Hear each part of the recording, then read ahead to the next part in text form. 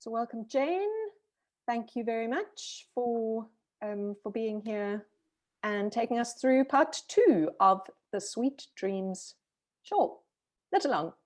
So welcome everyone to our next phase of this section. It is of the shawl. Having had a look at what everyone's doing, there's some beautiful colorways out there. I'm really looking forward to seeing these finished, and I'm loving how they're progressing. There are just a few questions that have come up. One is the I cord seems to be pulling your work in, and it does. It does a little bit, but don't worry about that, because when you block your shawl, that gets stretched out and it doesn't pull in anymore. As you can see from this shawl, where's my I-cord edge? There's my I-cord edge, and you can see it's not pulling in at all from having blocked it. It ends up being quite perfect. Another query is the other edge, which seems to be getting some holes along the edge with the knit front and back. I'll explain that when I get there at the end of the first row and the beginning of the second row. So if you are getting holes, those of you who've done that, it's looking very pretty and it's giving an extra lacy effect, which I really like. So I would discourage you from changing the way you're doing your knit front and back, but it'll be worth knowing for future. So I did send yesterday an update for chart number 1, because as you can see from my chart, I've reworked the chart. It makes it much easier to read and much easier to follow. It is a 20-row repeat with a 10-stitch repeat. So I found this is just an easier way to work with it. In section 2, chart number 1, I would also recommend using stitch markers and adding a stitch marker after every 10 stitches. And obviously you're going to need to add stitch markers as you go, because you're going to be increasing your stitches. And I have done some work just so you can see how much easier it is to follow when you've got the stitch markers. And this way you can also see how the pattern is forming. Just going to move this out the way from behind the pattern. And it's got a really lovely lacy effect, I think. So this one uses yarn over and knit 2 together and slip 1 pass slip stitch, slip 1, knit 1, pass slip stitch over. And the reason why there are 2 different ways of knitting stitches together is because the one way, the knit 2 together, which is this section, makes the stitches lie to the right. On this side, we've got the slip 1, knit 1, pass the slip stitch over, and this makes the stitches lie to the left. And that's what creates this pattern. If I were to do a knit 2 together on this side, then I would have a very irregular edge and it would change the way the pattern looks. So when you're doing lace, the way you knit your stitches together changes the way the lace ends up looking. So we'll demonstrate that. Jane, a quick question for you about the lace pattern.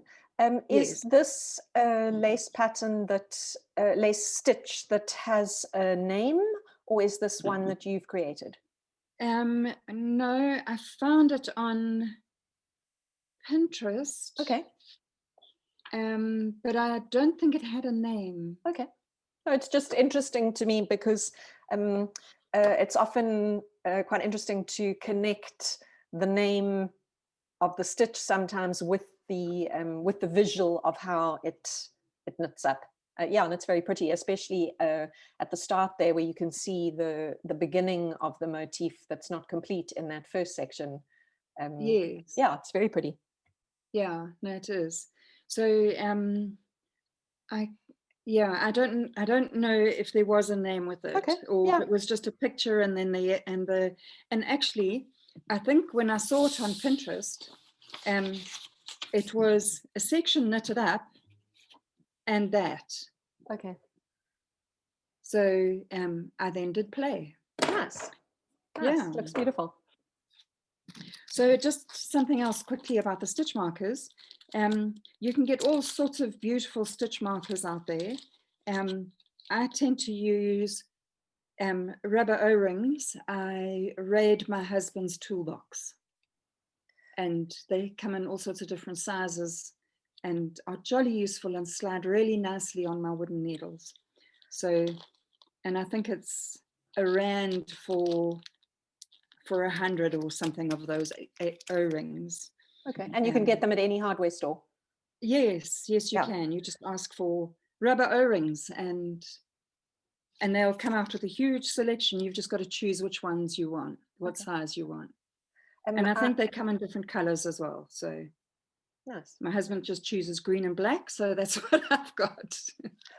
Yeah, you want thin ones. I find those that look like safety pins get a bit bulky and in the way because they're longer than they need to be. Yeah. And I find that the homemade ones where it's a little bit of wire on a bead, I often miss that bit of wire and carry on knitting. And then I find that actually somewhere down the line, oh dear, I've got a stitch marker and I've got to cut it out. So I stick to these. Okay, so you remember from all along, first row and first 5 stitches, I knit my first 3 stitches. And I did a few rows and I've stopped here because I want to show you that my stitch marker is going to be in the way of my next 2 stitches. And also this section of the pattern repeat is going to change. So I slip this needle, at least slip the stitch as I would, take that stitch marker off, slip my next stitch, and then bring my needle in front and knit those together, as you've been doing all along. But now I've gotten rid of my stitch marker, which was in the way. And now the pattern is the very first row. Sorry, Jane, one quick thing there. The stitch marker being in the way is only happening because you're at the edges where you're decreasing on the one side and increasing on the other, right? The other stitch markers are going to be between each section. Yes. Okay. Yeah.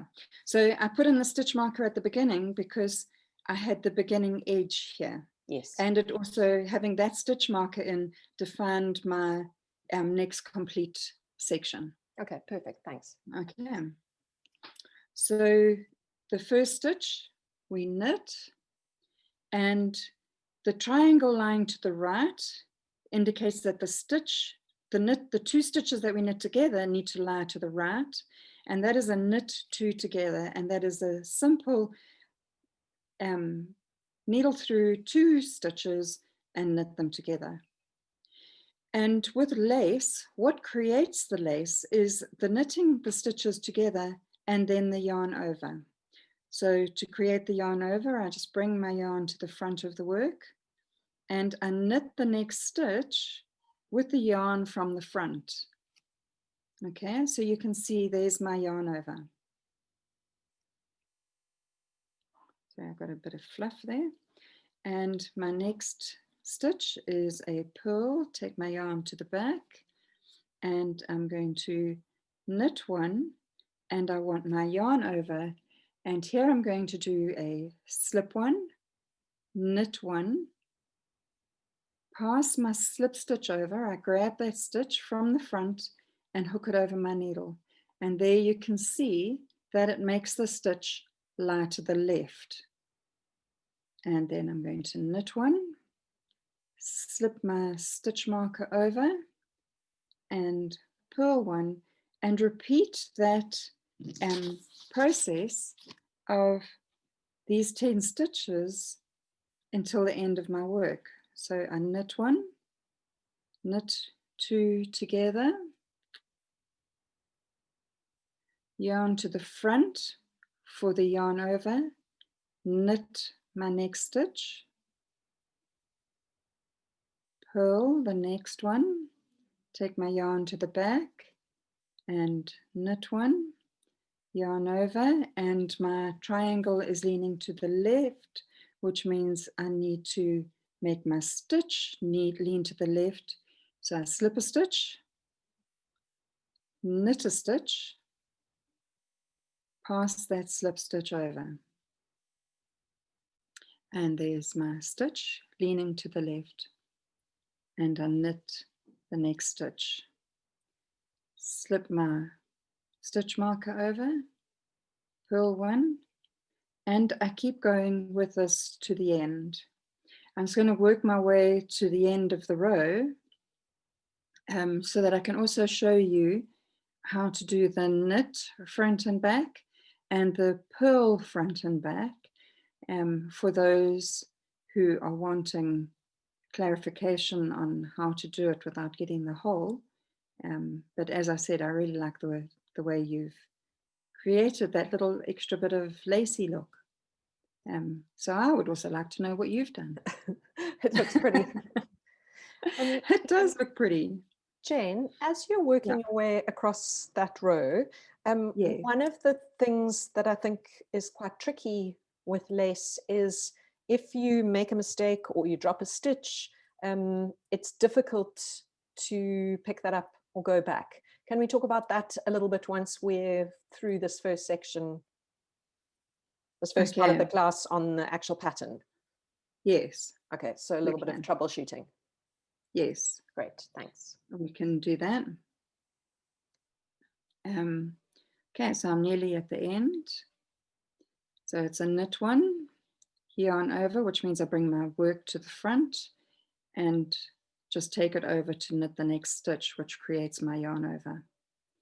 Knit one, move the stitch marker over, and I carry on with the pattern until my last 3 stitches.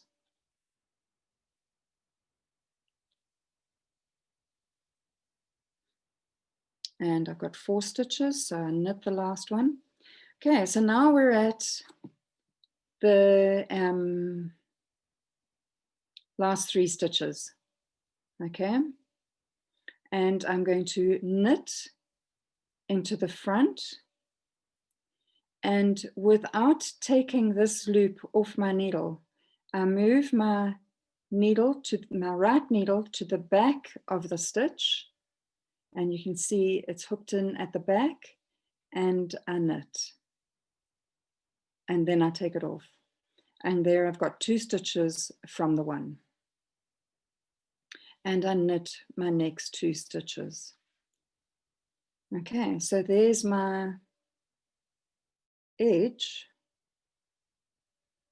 without the hole.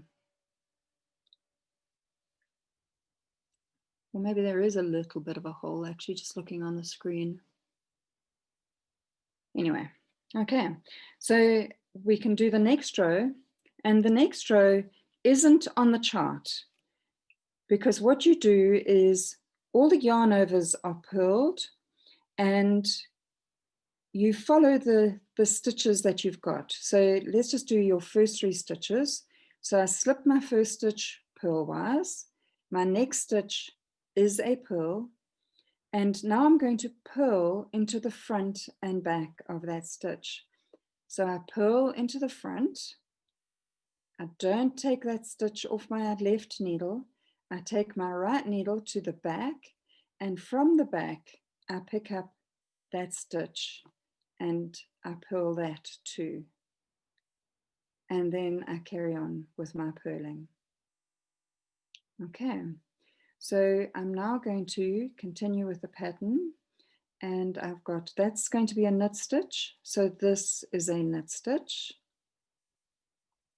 And that's how it is all the way. It's purl 4, knit 1, all the way through to the last 3 stitches. And those are the stitches that you end up using in different combinations throughout the pattern. So it's a really simple lace It doesn't use any complicated stitches. It's just a very clever way of combining your knitted together stitches and your yarn overs. Okay, so here I've got, you were talking about troubleshooting. Yes. Can you see here? I missed a stitch. So I've got a loop and I didn't knit that stitch. Can everyone see that? Here's the loop. So it shouldn't just be floating. It shouldn't just be floating, okay? So what I'm going to do is I'm going to pick up that stitch from the back to the front, hook it off my left needle onto my right needle, pick up that loop, and I pick up that stitch that was dropped from the back over to the front, and then I put that stitch back on the needle. And so, Jane, the million-dollar question always is, how do you know that that's what you had to do? So if I look here at my stitches, okay, I've undone it again so that you can see it again, is this line of stitches is going to be a knit stitch on the wrong side row. And I only have one knit stitch every 4 purl stitches. So if that's a knit, that means that that is a purl stitch. Okay. Okay. So I'll do that again. From the back, I pick up that stitch. I pick up the loop and hook it over the needle. I go to the back of that stitch and pull it over the front of my right needle. And then from the back, pick up that stitch onto my left needle. And then I purl it. And I can carry on going. Jane, with this next set, yes. Or perhaps when you've started it already, when you get to the next stitch marker, can you just stop and do a little review of how you know which ones to purl and which ones to knit? Okay, so then you can just show us on a little section, because I think it's quite visible, but it is always helpful just to be. Yeah, so what I have done is there is the text for this pattern as well. If you would prefer to go row by row, by all means, you're welcome to. Okay. But it is also a good exercise to learn to read a chart. Yeah. Okay, so in this section, and with the updated chart that I've emailed, I've updated this because, again, every 20 rows is a repeat. Okay. So again, I've also made this easier to read and easier to follow. So then it tells you exactly what to do. And I've got my wrong side rows with the knit 1, purl 4, repeat to last 4 stitches so that you can go. Okay. Yep. So here I can see that my next stitch is going to be a knit stitch. So I know I'm going to knit it. And my next 4 stitches are purl stitches. And remember I said that every yarn over is a purl stitch. So I purl the yarn over and I keep going with the purls until I need to knit. And you can see, certainly once you've done a few rows, this ridge is very, very visible. And you can see from my work here how visible that column of knit stitches are. And it's really that simple. And I need to purl 4, so I purl 4, and my next stitch is a knit stitch, so I'm going to knit it. If I do my 4 stitches and I see that actually I knitted that last stitch instead of in the previous row, if I had knitted it, so I'm just going to swap the stitch around quickly for you so that you can see. So if I get to my next stitch and I see that actually it's a purl stitch, and you can see it's got a bar across the front instead of those V's, and I can see that I've purled it at least I knitted it in the previous row. So in this row, it shows up as a purl stitch. So I'm going to want to turn that over. So again, to turn that over, I put my needle not through the stitch itself, but through the stitch below. And I drop that stitch. And I then need to turn everything around. I put that onto my left needle and I go to the front of the stitch, making sure that that loose thread is behind the stitch. Can you see there? Okay, so here's my stitch and there's the thread that is going to be turned, at least changed around. I pick up my loop with my left needle and I take it over my needle and drop it and slip it back onto my right needle. And there I'm back to having a knit stitch. Is everyone okay with that? Does anyone need me to redo it? Or are you happy to look at the video and go through the video again? So then that's ready to knit. Except my thread is in the wrong place. And there we go. Okay, and here I'm going to purl 4.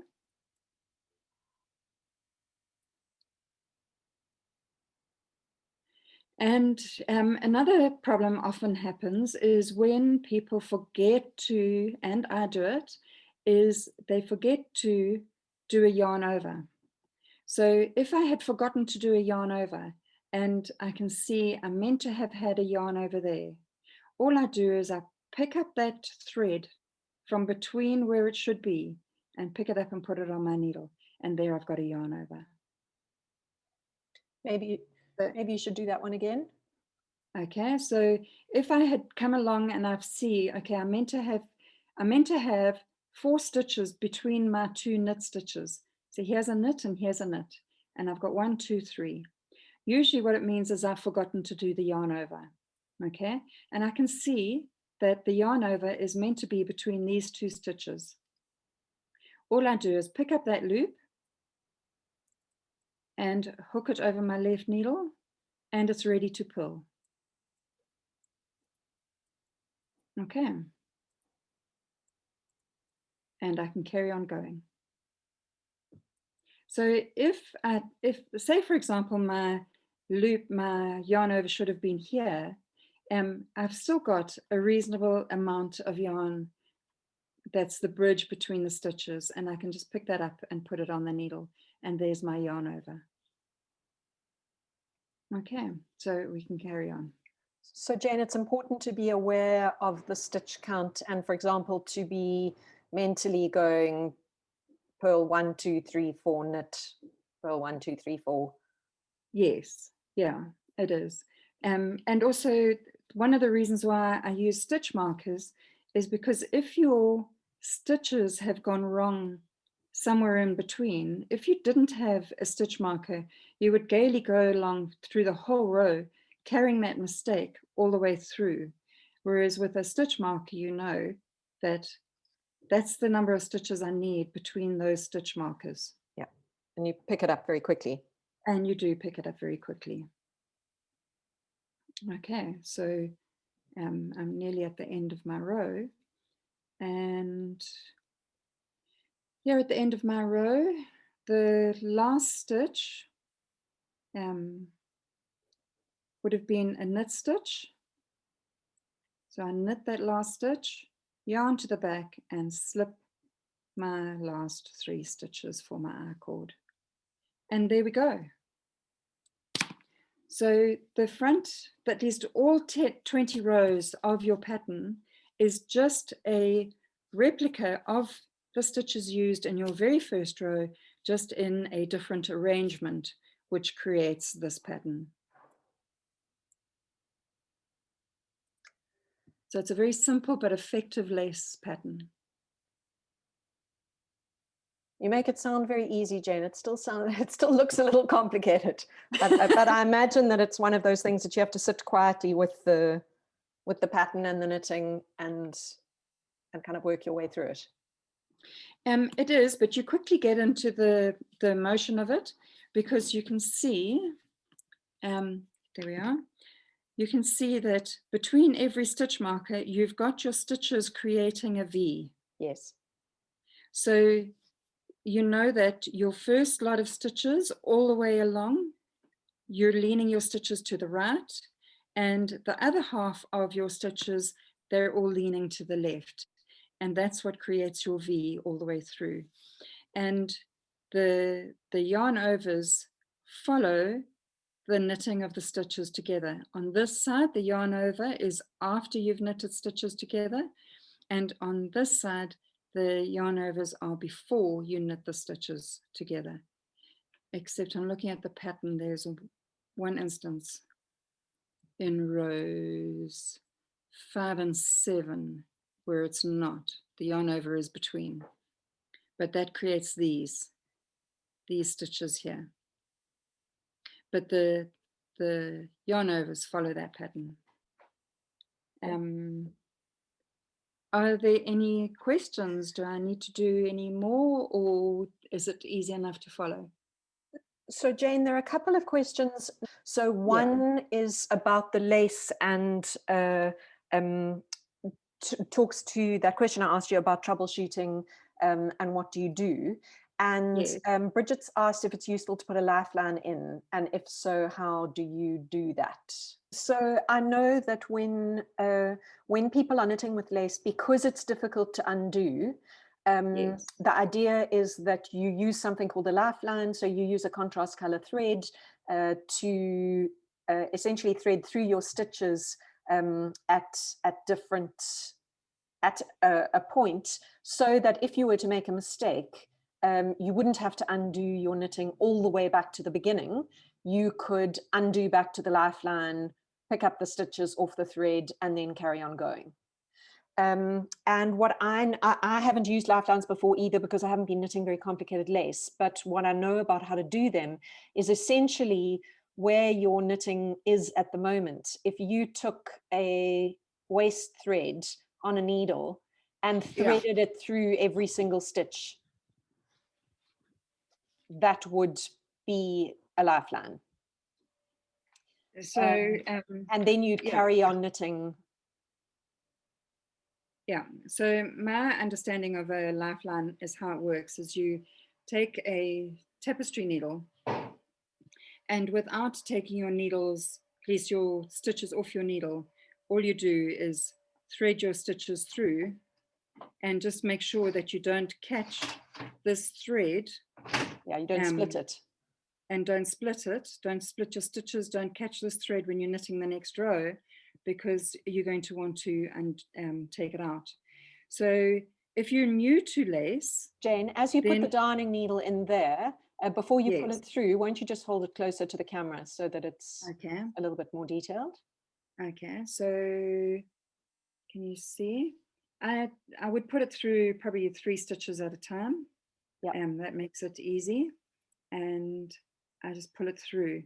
So you can see that my thread is inside my stitches, below my needle. And don't hook the stitch marker, because you won't be able to. No, don't go through the stitch marker, because don't otherwise, go through the stitch marker. No, because you won't. The stitch marker will then be stuck on your lifeline, and when you try and slip it and keep going, you won't be able to. It'll be stuck there. Very true. Yeah. Very true. Yeah. Okay. So then that's how you would use the lifeline. And so I'll leave that there, because I'm going to take that, I'm going to go through how to knit with that in place. That sounds good. So what I would recommend is, if you're new to lace, put in a lifeline every 10 rows. Yes. And then when you're done, you're just going to take it out. So when you've got a lifeline in place, I don't want to catch it into my I cord. So I'm going to leave it at the back and down below. And I'm going to knit without catching that lifeline. So you can see each of my stitches. You can see where the lifeline is. And I'm knitting the stitch without worrying about the lifeline. So Jane, someone's also asked, what is a lifeline? And just to explain, when you're knitting stocking stitch, for example, or garter stitch, it's quite easy to undo, if you have to take all your stitches off the needles and undo a few rows to go back to a mistake, it's relatively easy to pick the stitches up again because they're not in a pattern. They're either all knit stitches or all purl stitches. And so you can just pick them up. When you're knitting lace, that's quite complicated because you've got this mix of yarn overs and knit two togethers and slip slip knit, all sorts of pass slip stitch over. And so if you have picked up, if you've tried to unravel it and then pick up the stitches again, it's very difficult to pick them back up in the correct pattern for the row they're supposed to be in. And so one way to avoid you having to go either all the way back to the beginning or all the way back to where you change, so in this pattern where you stop knitting the garter stripes, is to put in something called a lifeline. So the lifeline means that if you're doing it every 10 rows, the most you would ever have to undo of your work is 9 or 10 rows back to the last lifeline. And then the lifeline enables you to very easily pick up the stitches again and know where you are and have everything in the right place with the yarn overs and the knit two togethers and things and the correct number of stitches on the needles and to keep going forward again. Yeah, I'm just going to demonstrate that. I'm just going to go backwards to where the yarn, or at least where my lifeline ends, to show you if you've made a mistake and you've got the lifeline in place, what you do with it. Okay, so here I've got my lifeline, and if I've made a mistake somewhere along there, I can pull out my stitches and pull out my stitches, and there's my lifeline holding all my stitches. Can you see that? So all I need to do is go back here and pick up each one of those stitches that are on the lifeline.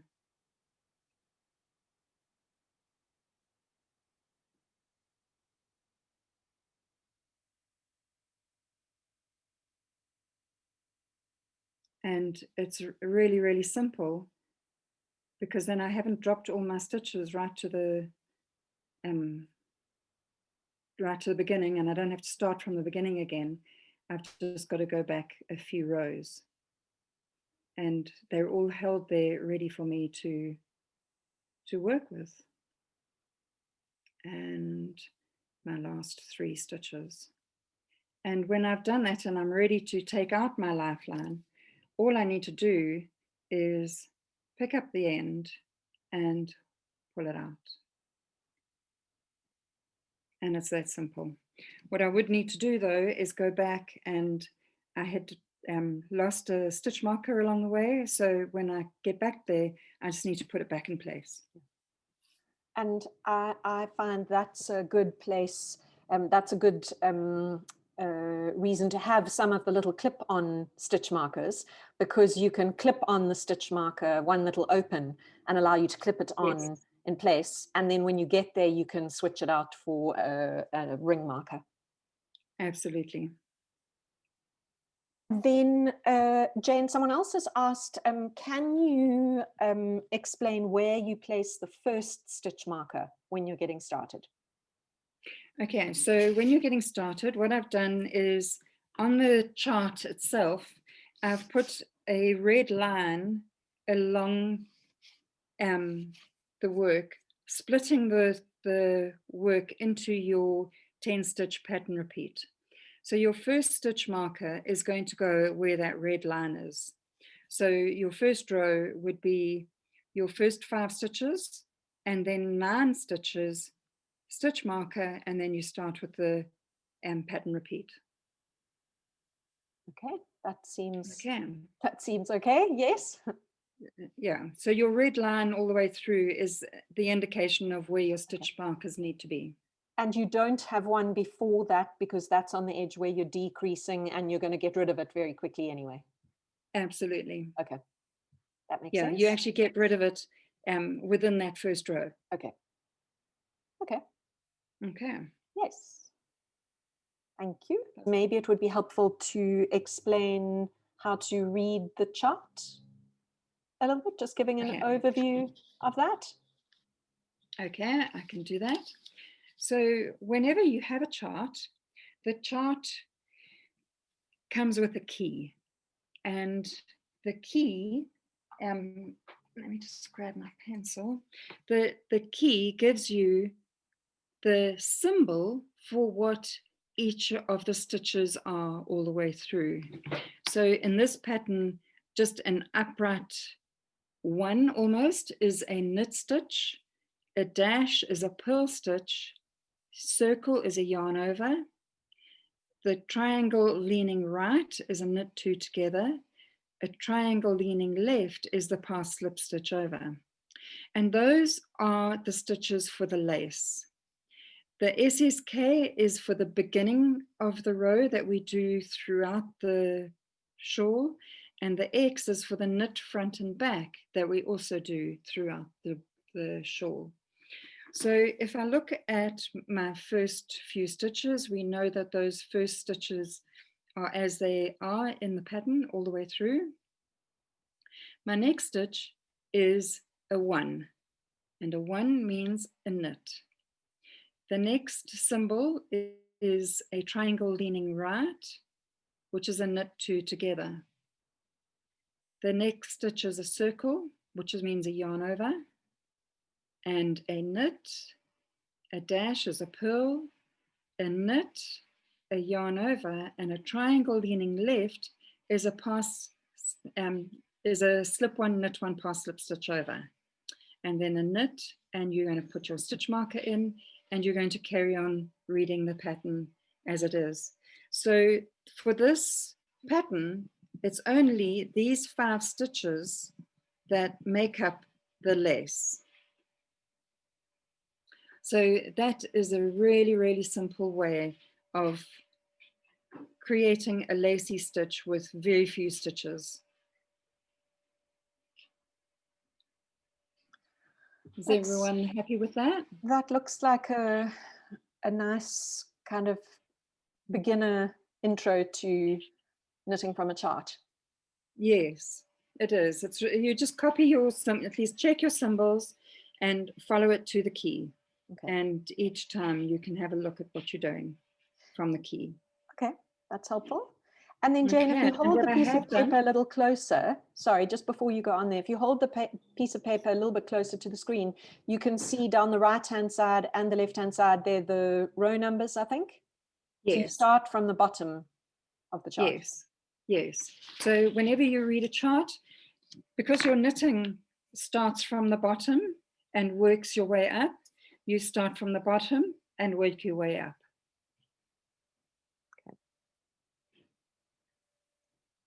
Okay.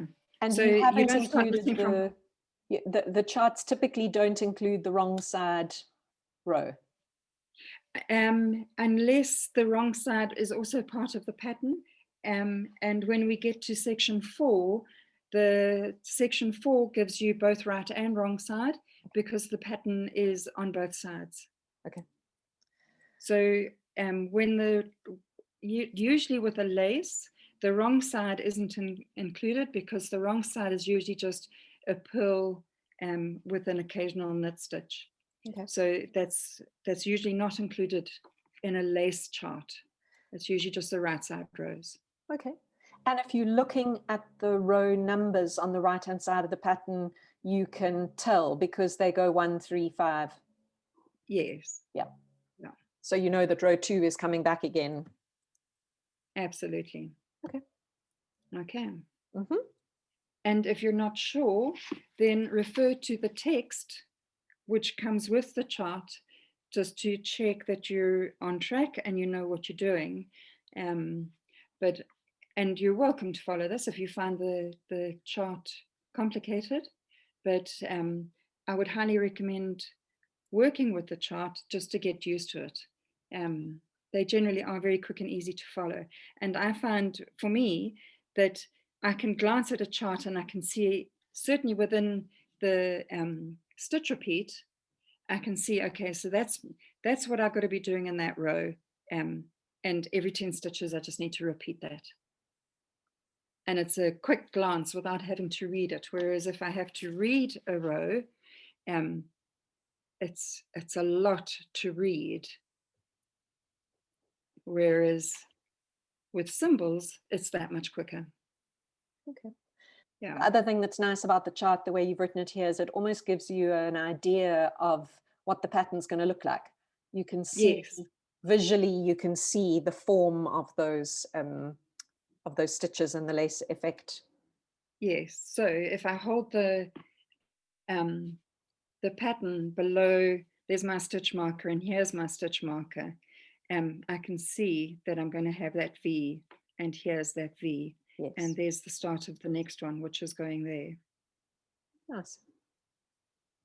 Okay. Mm-hmm. So what I've done is section 2, I've given you not only the chart, but also the text.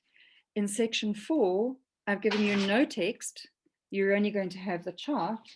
But in section 6, where there's lace again, you get the chart with the text.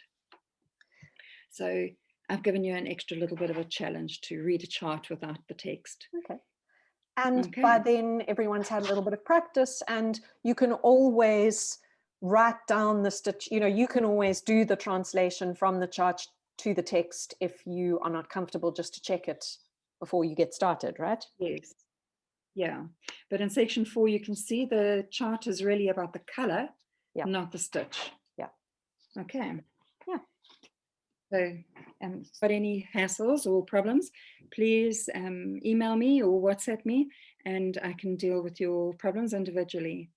And if necessary, we can each turn on our cameras and I can have a look at what you're doing and explain how to go through that.